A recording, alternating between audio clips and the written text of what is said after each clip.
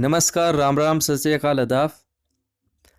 दोस्तों, जब से मैंने इंग्लिश के वीडियो बनाए हैं, रीट में भाषा सेकंड से रिलेटेड जितने भी वीडियो बनाए हैं, सब में इतने सारे कमेंट आए हैं, इतने सारे कमेंट आए हैं कि मैं एक एक का रिप्लाई देता देता थक गया।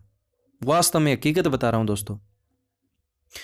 और मैं इसलिए आपको बुरा नहीं कह रहा कि आप लोगों ने कमेंट क्यों किए, क्योंकि मैंने खुद रियलाइज किया है कि हाँ यार, इंग्लिश एक ऐसा सब्जेक्ट है जिसमें हमें सही दिशा में मार्गदर्शन नहीं मिलता साथियों। सही दिशा में अगर हमें गाइडेंस मिल जाती तो हमें भटकने की आवश्यकता ही नहीं थी।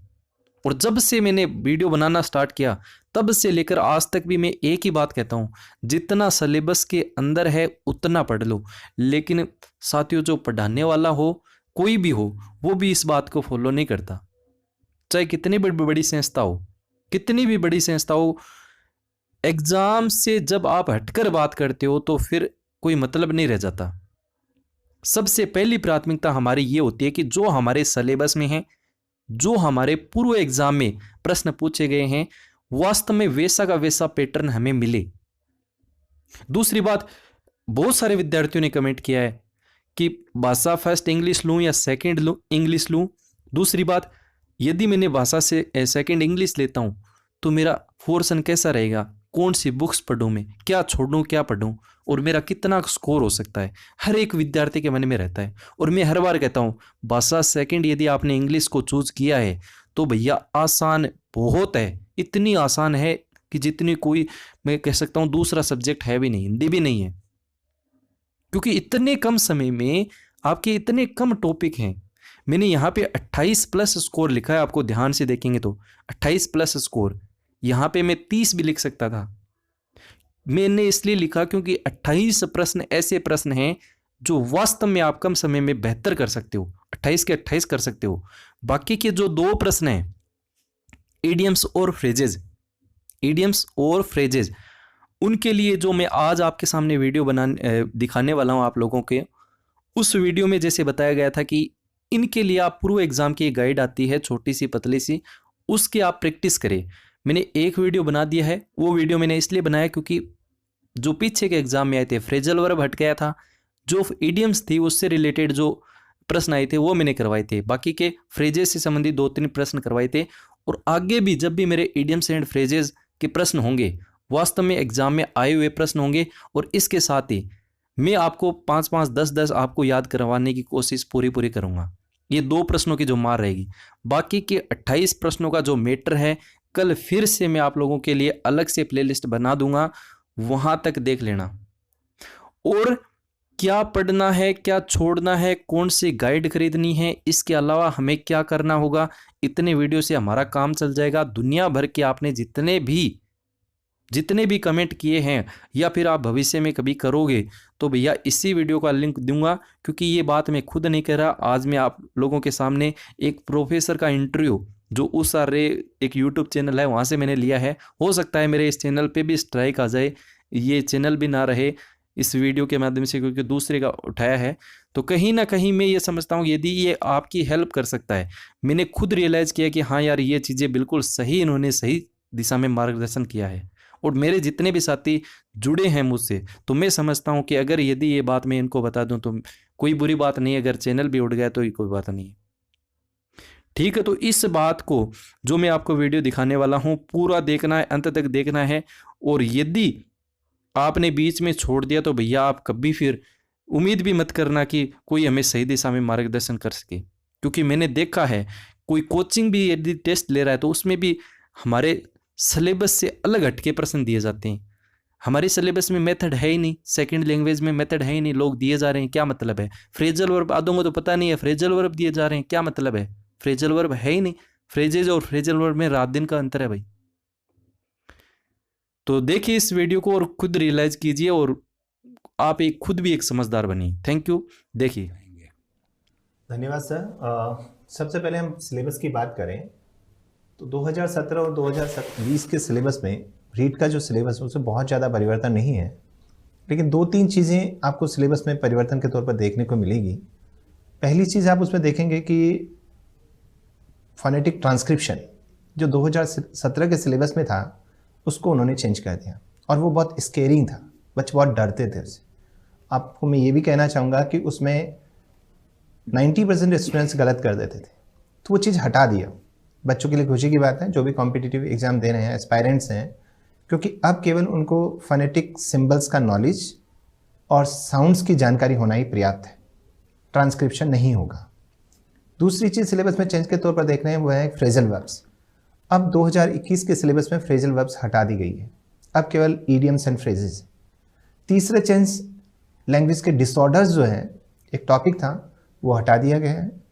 चौथा चेंज आप देखते हैं कि उसमें CCE continuous and comprehensive evaluation ये अलग से टॉपिक दिया हुआ था, अब आप सिलेबस में देखते हैं कि वो अलग से नहीं है, मेथड्स ऑफ इवैल्यूएशन के नाम से दिया हुआ है। और लास्ट चीज़ आप उसमें देखते हैं कि एक मल्टीलिंगुअल कल्चर में लैंग्वेज सीखने में क्या क्या सुविधाएं या दुविधाएं होती है, ये एक नया टॉपिक उसमें ऐड कर दिया गया है। ये तो सिलेबस में परिवर्तन की बात है। मतलब अगर एक तरह से कहें तो हटाया ज़्यादा है, हटाया ज़्यादा है, हटाया ज़्यादा, तो ये आप बिल्कुल सही कह रहे हैं। स्टूडेंट्स के लिए खुशी की बात है। हाँ, और सिंप्लीफाई कर दिया उसने, सिंप्लीफाई कर दिया है।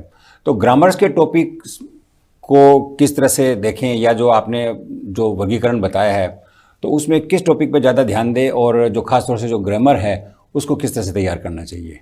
सर अगर हम सिलेबस की क्लासिफिकेशन की बात करें तो जो भी नया स्टूडेंट है या जो ओल्ड स्टूडेंट्स है जो भी इस कंपटीशन की प्रिपरेशन कर रहे हैं, सबसे पहले वो क्या करते हैं, सिलेबस की कॉपी अपने हाथ में लेते हैं। अगर आपने प्रिंट आउट नहीं लिया है तो प्लीज़ आप उसका प्रिंट आउट लें, सिलेबस आपकी मेज़ पर होना चाहिए। और सिलेबस को देखने के बाद आप देखें कि उसमें कौन कौन सी यूनिट्स बनाई हुई, उसको क्लासीफाई कीजिए। अगर आप सिलेबस क्लासीफाई करते हैं तो देखिए आपको 4 सेगमेंट्स क्लियरली विजिबल दिखाई देते हैं। पहला ग्रामर, दूसरा आप उसमें देखते हैं फोनेटिक्स, तीसरा आप उसमें देखते हैं लिटरेचर, और चौथा आप उसमें देखते हैं टीचिंग से रिलेटेड टीचिंग मेथड्स एटसेट्रा। अब अगर हम बात करें कि इंग्लिश लैंग्वेज का सिलेबस क्या है, तो आप देखिए राजस्थान में इंग्लिश लैंग्वेज के 2 पार्ट्स हैं। कुछ स्टूडेंट्स इंग्लिश को लैंग्वेज 1 के रूप में ऑप्ट करते हैं, कुछ स्टूडेंट्स इंग्लिश को लैंग्वेज 2 के रूप में ऑप्ट करते हैं।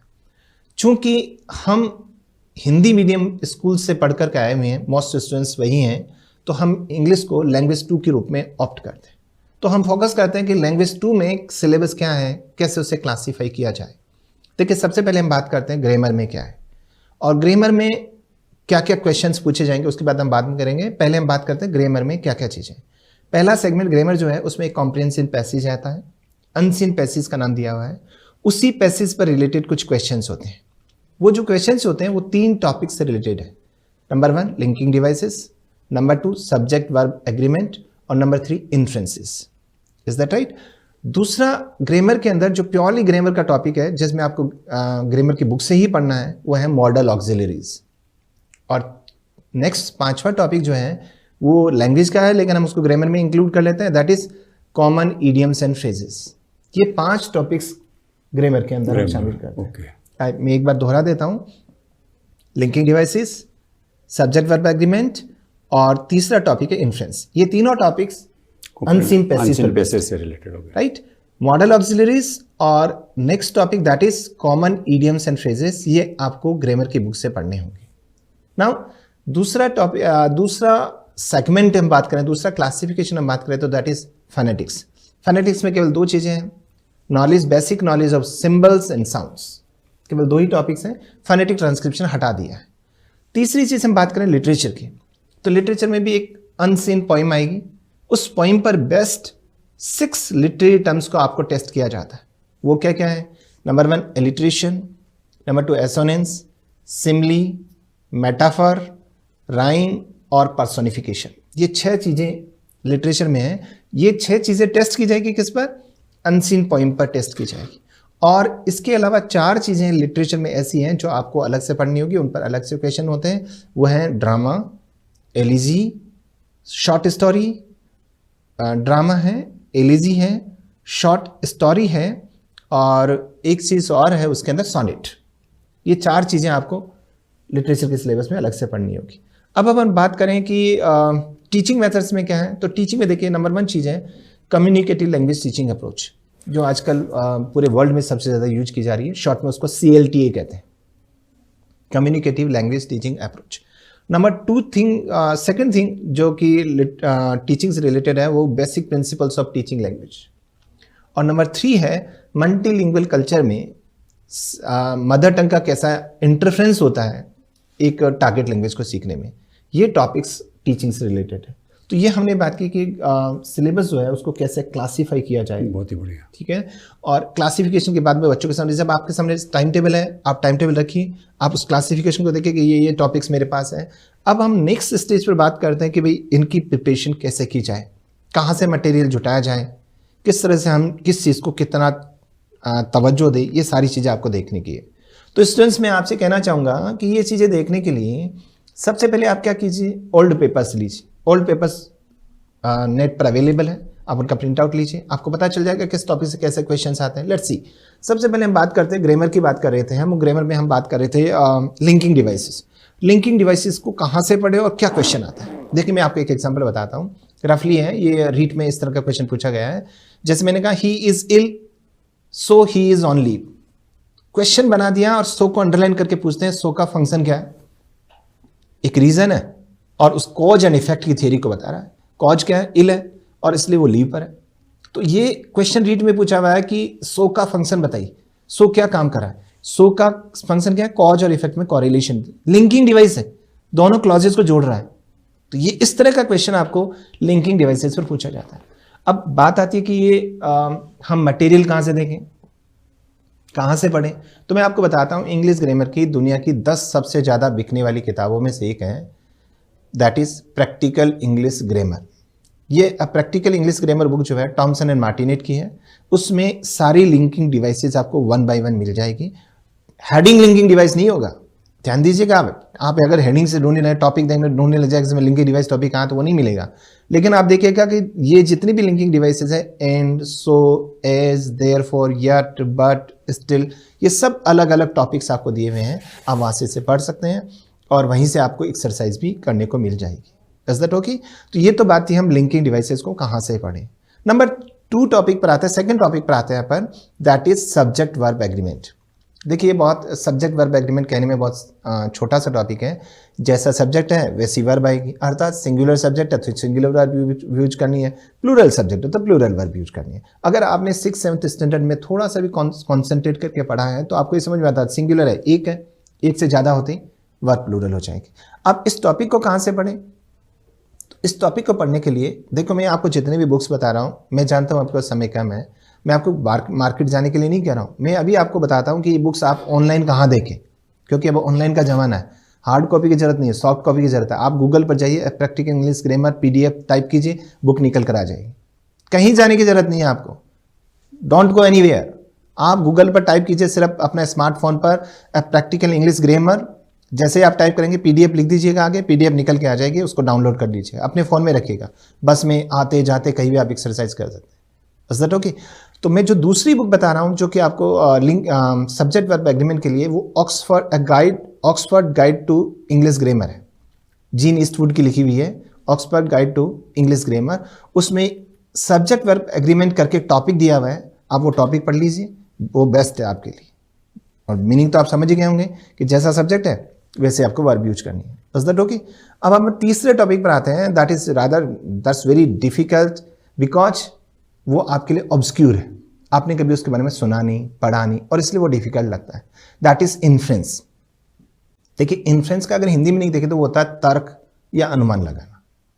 ठीक है, आप किसी एक चीज को देख करके दूसरी चीज के बारे में लॉजिकली जो आई मीन टू से लॉजिकली आप जो जस्ट निकालते हैं, समराइज करते हैं उसे, वो आपका इन्फ्रेंस होता है। राइट? अब इन्फ्रेंस में जो क्वेश्चंस रीट में रहा है या जो ट्रेंड रीट में रहा है वो है फेलेसीज को पूछने का।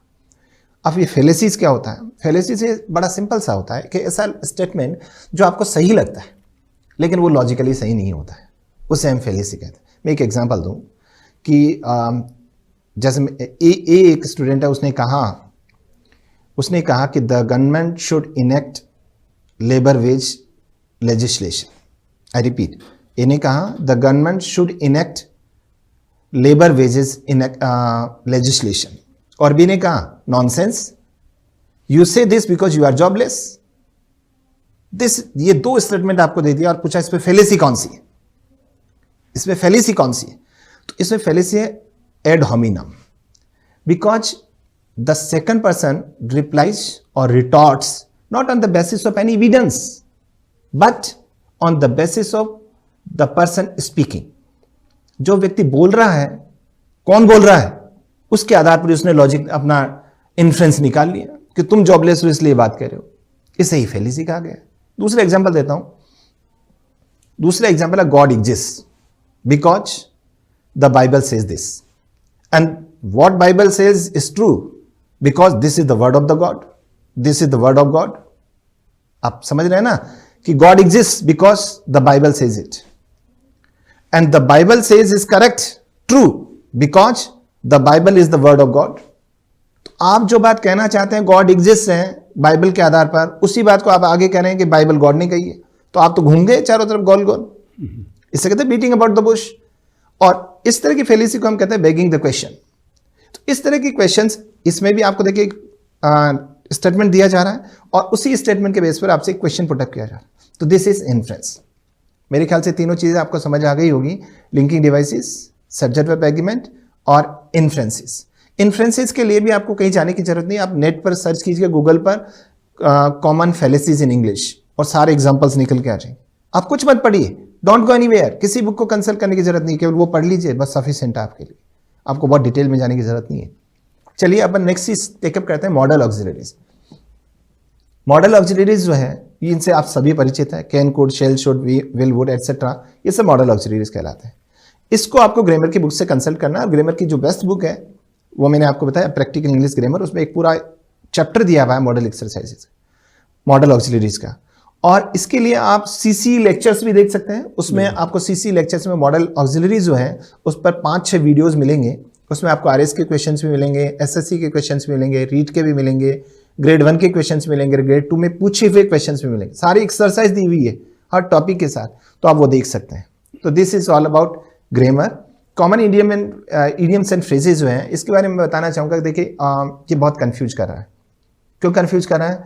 मेरे पास कई सारे फ़ोन आ चुके हैं जिनमें बच्चे पूछ रहे हैं, स्टूडेंट्स पूछ रहे हैं कि सर फ्रेजल वर्ब्स भी आएगी क्या? तो देखिए फ्रेजल वर्ब सिलेबस में नहीं है. अब सिलेबस में जो है वो कॉमन इडियम्स एंड फ्रेजेस है. तो बात ये आती है कि इडियम्स क्या होता है. देखिए an idiom is a phrase. An idiom is a phrase which typically presents a non literal figurative meaning. Have you got the point? ये नॉन लिटरल फिगरेटिव मीनिंग को कन्वे करने वाला जो फ्रेज होता है उसको हम क्या कहते हैं? Idioms and phrases. जैसे मैं एक एग्जांपल दूं, टू किक द बकेट. किसी की डेथ होगी, उसको हमने कहा किक द बकेट. अब किक और बकेट का अलग अलग मीनिंग निकालना चाहेंगे तो कुछ बैठेगा ही नहीं. A dog in the manger policy. Have you got the point? Between Scylla and Charybdis, Hobson's choice, a catch 22 situation. Have you got the point? अब बात आती है कि इनको कैसे लर्न करें. ये तो अब अजीब ही हो गया ना, अलग हो गया ना. तो लर्न करने के लिए पहली चीज तो आप देखिए कि अब मैं आपको एक बुक का नाम बता रहा हूं जो कि भारत में सबसे ज्यादा चलन में रही, रेन एंड मार्टिन की बुक. उस रेन एंड मार्टिन की बुक में मेरे ख्याल से मोर देन 400 इडियम्स दी हुई है. लेकिन वो इडियम्स जो हैं कई डेटेड भी हो गई, तो आजकल कॉम्पिटेटिव एग्जाम से उतना नहीं पूछते हैं. लेकिन दूसरी बुक में बताता हूँ, English grammar composition and usage. जैसी नेस्फिल्ड की बुक है, मैकमिलन से पब्लिश्ड है, उसमें पूरा बंच दिया हुआ है. 2 जगह दिया हुआ है, ध्यान दीजिएगा. एक उसमें अपडेट करके पीछे की तरफ अपेंडिक्स जोड़ी हुई है. दोनों जगह से आप इडियम्स एंड फ्रेजेस कर लीजिए, वो सफिशिएंट. और तीसरा, अगर मान लीजिए ये आपको नहीं मिले, तीसरा अगर करना चाहे तो एसएससी में विगत परीक्षाओं में पूछे गए इडियम्स करके मार्केट में बुक्स अवेलेबल है. विगत परीक्षाओं में पूछे गए इडियम्स की बुक. मैं आपको नई बुक लेने के लिए नहीं कह रहा हूं, केवल क्वेश्चन बैंक लेने के लिए कह रहा हूं. वो क्वेश्चन बैंक आप ले लीजिए, वो आपके लिए सफिशिएंट है. और ध्यान दीजिएगा स्टूडेंट्स कि ये जो इडियम्स है ना, इसको आप डे टू डे लाइफ से कोरिलेट करने का प्रयास कीजिए. जैसे मैं एक example, dog in the manger policy. Manger कहते हैं ठाण, जिसमें गाय को चारा डालते हैं ना, और अगर उसमें कुत्ता आकर के बैठ जाए तो न वो खाएगा न खाने देगा, तो उसको कहते हैं dog in the manger policy. अब आपको याद रहेगा कि dog in the manger policy का मीनिंग क्या हुआ? Hobson's choice. इसका मतलब हकीकत में कोई चॉइस ही नहीं है. जैसे मैं कहूँ, फोर्ड का बहुत चर्चित स्टेटमेंट है कि आप कोई भी रंग चुन सकते हैं जब तक कि आपका रंग काला है.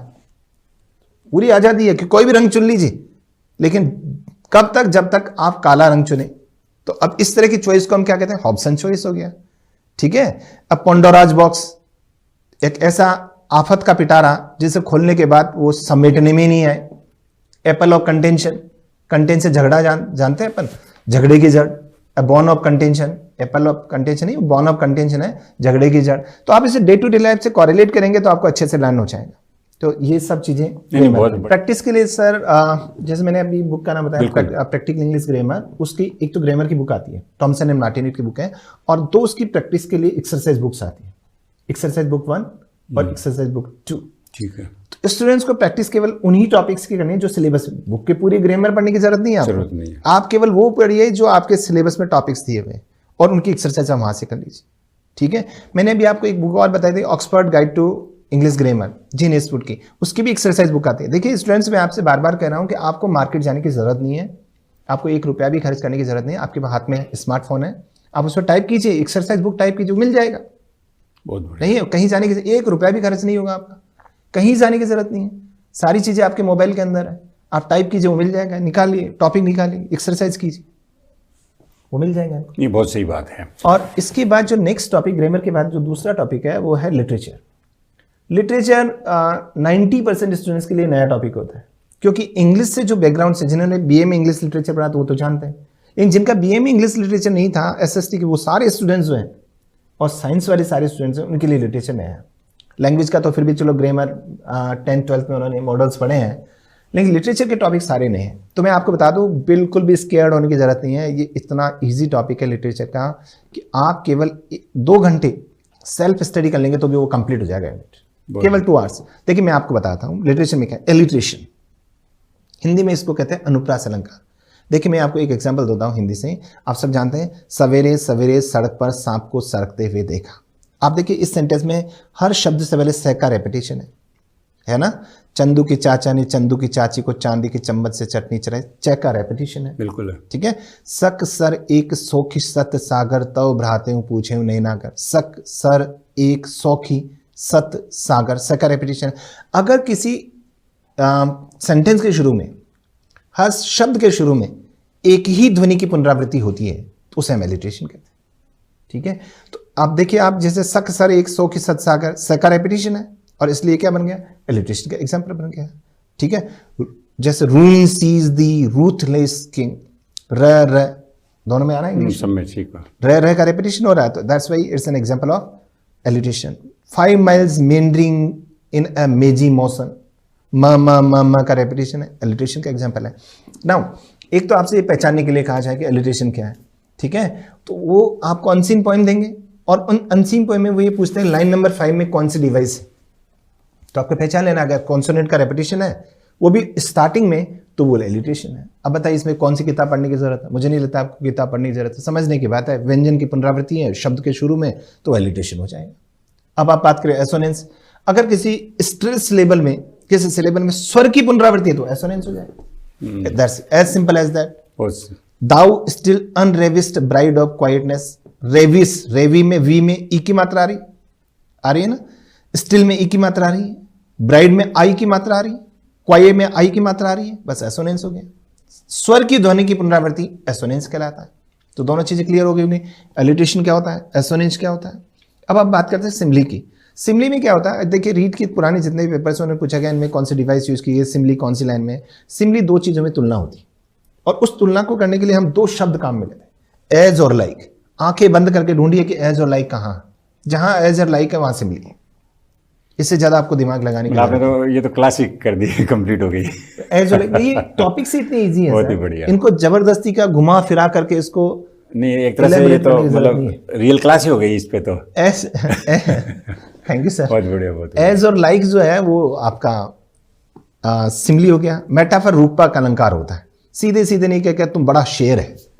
शेर तो जानवर होता है सही मायने में, शेर कह रहे हैं क्योंकि वो बहादुर है शेर की तरह, तो ये मेटाफर का एग्जांपल हो गया। पर्सोनिफिकेशन का मतलब मानवीकरण, किसी निर्जीव वस्तु, किसी भाव को या किसी जानवर को इंसान की तरह प्रेजेंट करना मानवीकरण कहलाता है। जैसे मैं अपने कुत्ते के लिए कहूं my dog is calling me, barking के बजाय मैं कहूं कॉलिंग मी, तो कॉल करना तो इंसान का काम है। अगर डॉग भी कॉल करने लगा माई डॉग इज डांसिंग, तो ह्यूमन क्वालिटी को अट्रीब्यूट कर दिया, और ह्यूमन क्वालिटी को अट्रीब्यूट कर दिया तो पर्सोनिफिकेशन हो गया। राइम को कहते हैं तुकबंदी, और इसे हम सब जानते हैं, रामदूत अतुलित बलधामा, अंजनी पुत्र पवन सुतनामा, धामा को नामा से मिला दिया, इसको हम राइम कहते हैं। अंग्रेजी में राइम को पहचानने के लिए हम ए नाम दे देंगे दोनों को। एग्जैक्टली ऐसा ही हम पोइम में करते हैं। जो same sound at the end of each line जो होती है उसको हम सेम नेम दे देते हैं। जैसे धामा को ए दिया तो आमा की जहां भी साउंड आएगी उसको ए नाम दे देंगे, तो ये राइम हो गया। Next is a drama, elegy, short story और सोनेट। तो मैं इसके बारे में आपको शॉर्ट में बता दूं कि इनको पढ़ने के लिए भी आप कहीं जाने की जरूरत नहीं है। इसके लिए अ ग्लॉसरी ऑफ लिटरेरी टर्म्स करके M.H. एब्राम्स की किताब आती है, ऑनलाइन अवेलेबल है। उस किताब को लीजिए, 4 टॉपिक्स निकाल लीजिए उसमें से, एलिजी निकाल लीजिए, शॉर्ट स्टोरी निकाल लीजिए, सोनेट निकाल लीजिए और ड्रामा निकाल लीजिए और उन चारों को पढ़ लीजिए। 5-5, 6-6 लाइन का डेफिनेशन है, वो आपका तैयार हो जाएगा। मैं जैसे बता दूं, एलिजी में क्वेश्चन, एलिजी किसे कहते हैं? मॉर्निंग पोइम होती है, लेमेंटेशन की होती है। पास्टल एलिजी क्या होती है? जिसमें पोइट अपने आप को शेफर्ड माने, शेफर्ड की डेथ पर लेमेंट कर रहा होता है। डर्ज किसे कहते हैं? इनफॉर्मल एलिजी होती है, ठीक है। मोनोडी किसे कहते हैं? जब सिंगर एक ही आदमी होता है तो मोनोडी कहलाती है। ये एलिजी की बात हो गई। अगर आप नेक्स्ट चीज टेकअप करें कि सोनेट क्या होता है, तो 14 लाइन की आइम्बिक पेंटामीटर में एक सर्टेन राइम स्कीम में लिखी हुई पोइम सोनेट कहलाती है। अब देखिए मैंने जल्दी जल्दी बोल दिया, लेकिन आपको नोट करना है क्योंकि ऑब्जेक्टिव में क्वेश्चन यही बनता है, सोनेट कितने लाइन की पोइम होती है? 14 लाइन्स की होती है। सोनेट का मीटर क्या होता है? आइम्बिक पेंटामीटर होता है। अब आप ये सोच रहे हैं आइम्बिक पेंटामीटर क्या होता है, तो आपको जानने की जरूरत भी नहीं, आप सिर्फ याद कीजिए कि आइम्बिक पेंटामीटर होता है, ठीक है। राइम स्कीम क्या होती है? 3 तरह की पोइम सोनेट्स होती है, पेट्रार्कन और इटालियन सोनेट, शेक्सपियरियन और इंग्लिश सोनेट और स्पेंसरियन सोनेट। इनकी अपनी अपनी राइम स्कीम होती है, राइट। इसके बाद ड्रामा की बात करें तो ड्रामा कॉमेडी होता है, ट्रेजेडी होता है, मेलोड्रामा होता है, ठीक है। इसके अलावा क्लोजेट ड्रामा होता है, मास्क होता है, किचन सिंक ड्रामा होता है। ये आपको ट्रेंड्स उसमें सारे मिल जाएंगे। इनको एक एक लाइन का डेफिनेशन है, वो आप पढ़ लीजिएगा, बस हो गया आपका ड्रामा का तैयार। ड्रामा में देखिए मैं आपको सीटेट में पूछा हुआ एक क्वेश्चन बता देता हूँ। उसमें एक क्वेश्चन पूछा हुआ था कि 1 एक्ट ड्रामा कितने मिनट में परफॉर्म किया जाता है। इस तरह के क्वेश्चन पूछ लेते हैं। 1 एक्ट ड्रामा जो है 15 से 40 मिनट में परफॉर्म किया जाता है। ड्रामा में यूजुअली कितने एक्ट होते हैं? 5 एक्ट होते हैं। Is that right? इसके बाद अगर बात करें शॉर्ट स्टोरी, तो उस पर भी देखिए एक क्वेश्चन बहुत इंपॉर्टेंट है कि शॉर्ट स्टोरी में सामान्यतः कितने शब्द होते हैं? तो उसमें 1600 से 20,000 शब्द होते हैं। याद करने का ट्रिक भी बता देता हूं। उसमें 15 से 40 मिनट होता है, 15 के तुरंत आगे 16 आता है, तो 1600 कर दीजिए। 1600 से 20,000 शब्द होते हैं, ठीक है। आधा घंटे से 2 घंटे में पढ़ी जा सके, ऐसे शॉर्ट स्टोरी होती है। Is that right? तो ये लिटरेचर का था। फोनेटिक्स की बात करें तो फोनेटिक्स में 2 ही चीजें, सिंबल्स को पहचानना है और सिंबल्स को पहचानने के बाद बेसिक सिंबल्स की जानकारी, साउंड्स की जानकारी होनी चाहिए। अब इसमें मैं आपको एग्जांपल बताऊं कि इंग्लिश में 26 लेटर्स होते हैं अल्फाबेट में, लेकिन 44 साउंड्स होती है। ये जो 44 साउंड्स होती है, इस साउंड का, हर साउंड का एक सिंबल है। 5 वाल्स, 20 वाल साउंड्स, 21 कॉन्सोनेंट्स, 24 कॉन्सोनेंट साउंड्स, तो उनका एक सिंबल होता है। ये आपके यूट्यूब चैनल पर कहीं भी देखेंगे तो आपको मिल जाएगा, बस वहां से सिंबल्स लर्न कर लीजिए। 44 ही तो याद करने हैं। क का सिंबल है के हो जाएगा, र का सिंबल है आर हो गया। बताइए कितना कॉरिस्पॉन्ड करता है, हिंदी से कॉरिस्पॉन्ड करता है, घबराइए मत। जहां कॉरिस्पॉन्ड नहीं करता वो थोड़ा सा आपको अजीब लगता है। जैसे चेक का सिंबल है, वो टी लिखते हैं और एक एफ की तरह का सिंबल बना देते हैं, तो आप देखेंगे याद हो जाएगा। 44 को याद करना है। अब यहां पर बात आती है, जैसे मैं सीटेट और रीट की क्वेश्चंस बताऊं। जैसे सेंटेंस दिया हुआ है, शब्द दिया हुआ है बुक्स, BOOKS, और वो क्या करते हैं, एस को अंडरलाइन कर देते हैं। एस का साउंड बताओ सर। तो इसके लिए क्या होता है, इंग्लिश में 2 तरह का साउंड होता है, एक वॉइसलेस तो एक होता है, एक वॉइस्ड होता है। तो ये आपको थोड़ा सा रूल याद रखना पड़ेगा कि वॉइसलेस के बाद में जब भी एस का साउंड आता है, ठीक है, कुछ एक्सेप्शंस को छोड़कर, तो वो तय हो जाता है। जैसे एस का साउंड आता है तो वो स रहता है, वॉइस्ड के बाद में वो ज हो जाता है। जैसे RUN, इसके आगे एस लगा दिया, एस का साउंड बताओ, तो रन्स नहीं होगा, वो रन्स हो जाएगा। उसका सिंबल जेड से आपको दिखाना पड़ेगा। तो ये आपको एक पढ़ने की चीज़ है, बाकी सारी चीज़ें सिंपल है। अब हम बात करें टीचिंग मेथड्स की। टीचिंग मेथड्स में एक अप्रोच आपके सिलेबस में केवल कम्युनिकेटिव लैंग्वेज टीचिंग अप्रोच। इसका भी मैं आपको तरीका बताऊँ कहाँ से पढ़ना, और बेस्ट चीज़ बता रहा हूँ, उससे अच्छी चीज़ दुनिया में कुछ हो ही नहीं सकती। रिचर्ड्स एंड रोजर्स की किताब है, approaches and methods in language teaching. घबरा रहे होंगे नाम सुन करके, अंग्रेजी में बता दिया, वाकई अंग्रेजी में, अंग्रेजी लेखक है, लेकिन डरिए मत, ये किताब आपके काम की नहीं, कि केवल इसका एक चैप्टर आपके काम का, जिसका नाम है कम्युनिकेटिव लैंग्वेज टीचिंग अप्रोच। अब आप में से कहीं कोई दिक्कत आ रही होगी कि वो चैप्टर भी अंग्रेजी में कैसे पढ़े, और वाकई होती भी है दिक्कत। तो आप देखिए उस बुक में इस चैप्टर के अंदर एक टेबल बना रखी है उन्होंने, कम्युनिकेटिव लैंग्वेज टीचिंग अप्रोच, और ऑडियो लिंगुअल मेथड का डिफरेंस। वो टेबल सिंगल पेज की है, वो टेबल लर्न कर लीजिए, इसके अलावा आपको कुछ भी पढ़ने की जरूरत नहीं। मैं आपको यकीनन बता रहा हूं कि ग्रेड 2 में ये प्रेस्क्राइब्ड है, और ग्रेड 2 में अगर पूरा क्वेश्चन जोड़े तो कम से कम 20 क्वेश्चन उस टेबल से पूछे, उसी टेबल से एज इट इज पूछेंगे। तो केवल वो टेबल आप ले लीजिए और वो टेबल पढ़ लीजिए। जैसे मैं आपको एग्जाम्पल बताऊं कि कम्युनिकेटिव लैंग्वेज टीचिंग अप्रोच का मकसद क्या है, कम्युनिकेटिव कॉम्पिटेंस डेवलप करना। कम्युनिकेटिव कॉम्पिटेंस क्या होती है, एक्सप्लेन किया हुआ है। आपको ये जरूर ध्यान रखना है, कम्युनिकेटिव कॉम्पिटेंस टर्म पहली बार किसने काम में लिया था, डेल हाइम्स ने काम लिया था। तो वो छोटी छोटी चीज़ें वो अगर लर्न कर लेंगे तो आपका काम हो जाएगा। प्रिंसिपल्स ऑफ लैंग्वेज टीचिंग की बात हम कर रहे थे। प्रिंसिपल्स ऑफ लैंग्वेज टीचिंग जो है ये आपने साइकोलॉजी में पढ़े होंगे, जो साइकोलॉजी की चीज़ें उन्हीं को हम यहाँ यूज कर रहे हैं, राइट। देखिए जैसे सबसे पहले अब चूंकि लैंग्वेज का है तो लैंग्वेज की चीज़ें आ जाएगी। साउंड्स को प्रेफरेंस देते हैं, बेसिक सेंटेंस पैटर्न्स पढ़ाते हैं। बेसिक सेंटेंस पैटर्न्स होते हैं, उनकी हैबिट फॉर्मेशन करते हैं, इमिटेशन देते हैं, सिलेक्शन करते हैं, ग्रेडेशन करते हैं। सिलेक्शन और ग्रेडेशन के कुछ रूल्स हैं, जैसे अपन सिलेक्शन किस आधार पर करेंगे। सबसे पहला प्रिंसिपल ये ग्रेड 1 ग्रेड 2 में पूछा हुआ है कि सिलेक्शन का फर्स्ट प्रिंसिपल क्या होना चाहिए, फ्रीक्वेंसी। जो जितने बार शब्द काम आता है वो उतना इंपॉर्टेंट है, सबसे पहले वो सिखाओ बच्चे। चलो एक कॉमन सा क्वेश्चन, अंग्रेजी भाषा में सबसे ज्यादा कौन सा शब्द काम आता है, THE द अंग्रेजी भाषा का सबसे ज्यादा काम आने वाला शब्द, याद रखिएगा। बाय द वे पूछ ले कॉम्पिटिशन में, अंग्रेजी भाषा में सबसे ज्यादा काम आने वाला स्ट्रक्चर कौन सा है, SVC, सब्जेक्ट वर्ब कॉम्प्लीमेंट, ये सबसे ज्यादा काम में आने वाला है। अंग्रेजी भाषा में सबसे पहले टेंस पढ़ाना तो कौन सा पढ़ाएं, ऐसा टेंस जिसे पढ़ाया जा सके आसानी से, पढ़ाते तो सभी है, आसानी से पढ़ा सके। कौन सा है, प्रेजेंट कंटिन्यूअस टेंस। ये याद रखना है कि कंपटीशन के लिए इंपॉर्टेंट है कि अंग्रेजी भाषा में अगर आपको क्लास में जाना टेंस पढ़ाना तो सबसे पहले कौन सा पढ़ाओगे, प्रेजेंट कंटिन्यूअस टेंस। क्यों पढ़ाएंगे, क्योंकि हम बच्चे को करके दिखा सकते हैं। I am speaking, I am talking, I am running, I am sitting etcetera. अब आप बताएं कि the birds fly in the sky, अब आप इसको करके कैसे बताएंगे, करके तो बता नहीं सकते। और जो लर्निंग बाय डूइंग होता है वो सबसे इफेक्टिव होता है। इसलिए सब्जेक्ट वर्ब, इसलिए प्रेजेंट कंटिन्यूअस टेंस जो है वो सबसे पहले पढ़ाना चाहिए। Is that right. तो देखिए हमने प्रिंसिपल्स की बात कर रहे थे, फ्रीक्वेंसी है। फ्रीक्वेंसी के बाद नंबर 2 आता है, अपन बात करते हैं रेंज। कोई शब्द अगर ज़्यादा कॉन्टेक्स्ट में आता है तो उसको पहले पढ़ाओ।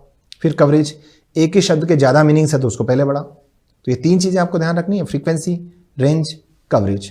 अब बात करते हैं अवेलेबिलिटी। चौथी चीज़ क्या है, अवेलेबिलिटी। देखिए इंग्लैंड का बच्चा है, यूरोप का बच्चा कोई भी हो, वहाँ हिमपात बर्फबारी होती रहती है, तो उनके लिए बर्फबारी कॉमन चीज़, ठीक है ना। तो वहाँ अवलांश वर्ड जो है वो सब जानते हैं, लेकिन हमने अगर क्लास में बच्चे को अवलांश सिखा भी दिया तो 2 दिन बाद भूल जाएगा, क्योंकि हमारे यहाँ तो बर्फबारी होती नहीं। हम उसको सैंड्यूल सिखाएं, थंडर स्टॉर्म सिखाएं, डस्ट स्टॉर्म, तो वो जरूर याद रहेगा। आप गोट सिखाएं तो बच्चा याद रख लेगा, बकरी देखता है, लेकिन यॉक सिखाएं तो गारंटी नहीं बच्चा याद ही रख ले, क्योंकि अवेलेबिलिटी नहीं है अपने यहाँ पर। तो अवेलेबिलिटी के प्रिंसिपल को देखना पड़ेगा। फिर इसके बाद लर्नेबिलिटी। आप जानते हैं कॉन्क्रीट चीज़ें बच्चा जल्दी याद करता है, अब्स्ट्रैक्ट चीज़ें समझाना ही मुश्किल और याद भी नहीं होता है, तो लर्नेबिलिटी को देखते हैं। फिर अपन देखते हैं टीचेबिलिटी। अरे भाई टीचर हैं तो आपको ये भी देखना पड़ेगा सोशल कॉन्टेक्स्ट में पढ़ाना उचित भी है कि नहीं है, तो वो टीचेबिलिटी हो गई। भाई 6 प्रिंसिपल्स हो गए, कौन कौन से हो गए, फ्रीक्वेंसी हो गया, रेंज हो गया, कवरेज हो गया, अवेलेबिलिटी हो गया, लर्नेबिलिटी हो गया और टीचेबिलिटी हो गया। इसके बाद अपन ग्रेडेशन कर देंगे। अब सिलेक्शन में एक और बात बता दो, माध्यमिक शिक्षा बोर्ड ने जब स्ट्रक्चरल अप्रोच हमने इंप्लीमेंट किया था, 275 स्ट्रक्चर्स उन्होंने सेलेक्ट किए थे अंग्रेजी भाषा के, और 3000 वर्ड्स। कहते हैं कि इनमें 90% लैंग्वेज आपकी आ जाएगी। तो आप 275 शब्द सिखा दो, 275 स्ट्रक्चर सिखा दो और 3000 शब्द सिखा दो। फिगर याद रखना है, कॉम्पिटिटिव एग्जाम के लिए इंपॉर्टेंट है। 275 स्ट्रक्चर्स एंड 3000 वर्ड्स माध्यमिक शिक्षा बोर्ड ने तय किया था, ठीक है। तो इस तरह के प्रिंसिपल्स ऑफ लैंग्वेज टीचिंग होता है। और इसके लिए मटेरियल कहाँ से लेंगे, मटेरियल कहीं जाने की जरूरत नहीं, गूगल पर टाइप कीजिए principles of English language teaching, सारा निकल के आ जाएगा। ये सारे एग्जाम्पल्स भी मिल जाएंगे आपको, ठीक है ना। अब बात आती है मल्टीलिंगुअल कल्चर में लैंग्वेज का मतलब मदर टंग का क्या रोल रहता है। देखिए मदर टंग कभी कभी आपकी हेल्प करता है और कभी कभी क्या करते हैं कि वो हिंड्रेंस क्रिएट करता है। देखिए बच्चा जब एक ही भाषा जाता है, मोनोलिंगुअल कहते हैं उसे, तो उसको दूसरी भाषा सीखने में ज़्यादा दिक्कत आती है। मल्टी का ना कई सारी, लेकिन उसको कई सारी लैंग्वेजेस के कल्चर के बीच में रह रहा है। जैसे सिंगापुर का एक क्लास है जहाँ एक हिंदी बोलते हैं, एक बच्चा वो बेटा जिसकी मदर टंग हिंदी है, एक वो बेटा जिसकी मदर टंग चाइनीज़ है, एक वो बेटा जिसकी मदर टंग फ्रेंच है, जर्मन है, हिब्रू है। तो इन सब लैंग्वेजेस में जहाँ बच्चा एक से ज़्यादा लैंग्वेजेस के कांटेक्ट में रहता है तो वो दूसरी लैंग्वेज तेज़ी से सीखता है। ये तो उसकी हेल्प मिलती है अपने को। प्रॉब्लम क्या आती है, जैसे मैंने आपसे कहा हिंदी में कि आपका शुभ नाम क्या है, क्योंकि विनम्रता से अपन ये पूछते हैं ना आपका शुभ नाम क्या है। अब अगर आपने इसको इंग्लिश में हूबहू ट्रांसलेट कर दिया what is your good name, तो एक एरर आ गई। एरर को कहते हैं मदर टंग इंटरफेरेंस, क्योंकि इंग्लिश में तो नाम नाम होता है, there is no concept of good और बैड नेम, वहां तो मीनिंग ही अलग हो जाएगा। Have you got the point? तो इस तरह की जो प्रॉब्लम्स आती है उसको हम कहते हैं मल्टीलिंगुअल कल्चर में पढ़ने में सुविधा या दुविधा। ठीक है, तो ये था इंग्लिश का इनका पूरा रूपरेखा जो मुझे लगता है कि आप लोग को जानना चाहिए। बुक्स मैंने आपको सजेस्ट की है, आपको कहीं जाने की ज़रूरत नहीं है, आप वहीं से डाउनलोड कीजिए और पढ़िए, उनको आनंद लीजिए। मॉडल ऑक्सिलरीज ग्रामर का टॉपिक है, जिसमें समझने की ज़रूरत है तो आप सीसी लेक्चर देख सकते हैं। सीसी लेक्चर में मॉडल ऑक्सिलरीज टाइप करेंगे, सीसी मॉडल ऑक्सिलरी, तो वो निकल के आ जाएगा, एक बार देख लीजिएगा आप। रही बात टाइम मैनेजमेंट की, तो देखिए टाइम मैनेजमेंट के लिए ये पूरा सिलेबस अगर आप अपने जहन में रखते हैं तो आपको रटने की चीज़ या पढ़ने की चीज़ जो है लिटरेचर में तो कुछ है नहीं। लिटरेचर तो आप एक दिन में पढ़ लीजिए, उसके बाद आपको दोबारा आप उसको बीच बीच में 5 मिनट के लिए रिवाइज कर लीजिए। मुझे नहीं लगता अगर कोई बच्चा लिटरेचर को एक दिन से ज़्यादा पढ़ रहा है तो वो अपने टाइम को वेस्ट कर रहा है। भाई इस टाइम को कुछ दूसरी जगह लगाओ, कोई दूसरा सब्जेक्ट पढ़ो। नंबर 2 चीज़, टीचिंग मेथड्स वगैरह की जो बात है वो आप एक बार पढ़ लीजिए। 3 टॉपिक्स है सर, 3 टॉपिक्स को पढ़ने में आपको 3 दिन से ज़्यादा का समय नहीं लगेगा। अगर आप एवरेज स्टूडेंट है तो आपको 3 दिन लगेगा, अगर आप एवरेज से थोड़ा नीचे है तो आपको 5 दिन लग जाएगा। इससे ज़्यादा पढ़ने की कतई जरूरत नहीं, राइट। ग्रामर के टॉपिक्स जो है इन्फ्रेंस एटसेट्रा है वो 2-3 दिन में आप कर सकते हैं, और इससे ज़्यादा समय वेस्ट मत कीजिए। आपको लर्न करने की जो चीज़ है वो है कॉमन इडियम्स एंड फ्रेजेस। मैं किसी को भी सलाह नहीं देता कि वो छोड़े। आप नेस्फील्ड वाली बुक ले लीजिए, इंग्लिश ग्रामर कंपोजिशन यूसेज, उसमें जो दी है वो कर लीजिए, या फिर आप मार्केट से कोई भी बुक ले लीजिए जिसमें विगत परीक्षाओं एसएससी की परीक्षाओं में पूछे गए इडियम्स एंड फ्रेजेस दिए बैंक और एसएससी में, बस वो लर्न कर लीजिए, सफिशिएंट है। तो जिसने भी वीडियो देखा है वास्तव में खुद ने रियलाइज किया होगा कि हाँ यार सही दिशा में मार्गदर्शन मुझे मिला है। यदि आपको सही दिशा में मार्गदर्शन मिला है तो दोस्तों यकीन रखिए जितना आपने पढ़ा है उस पर 100% विश्वास रखना है, और ये तक सोचना है कि कोई बाहर से भी प्रश्न आ गया, कोई हमने नहीं पढ़ा और थोड़ा सा हटके प्रश्न आ गया, तो भी हमारी क्षमता उस प्रश्न को करने की ही होगी। और कभी भी माइंड में ये नहीं रखना है कि इंग्लिश भाषा सेकंड कमज़ोर हार्ड है, नहीं नहीं नहीं, हार्ड नहीं है। ये एक ऐसा सब्जेक्ट है जो आप कम समय में बेहतर कर सकते हो, बशर्ते आपको मेहनत करनी पड़ेगी, आपको प्रैक्टिस करनी पड़ेगी। ये सबसे बड़ी बात है। चीज़ें भूल जाओगे, चीज़ें वही हैं, फैक्चुअल हैं। आप 2 घंटे के अंदर पूरी जो इंग्लिश का पूरा सिलेबस है रिवाइज कर सकते हो, लेकिन प्रैक्टिस आपको करनी पड़ेगी, प्रतिदिन करनी पड़ेगी। लास्ट के जो 2 प्रश्न हैं इडियम्स एंड फ्रेजेज, वो आप आज से ही कंटिन्यू हैबिट बना लीजिए। Thank you so much, have a nice day. आप बेहतर समझे होंगे ऐसी उम्मीद के साथ फिर से एक मुलाकात करेंगे। तब तक के लिए शुक्रिया, बाय बाय, जय हिंद।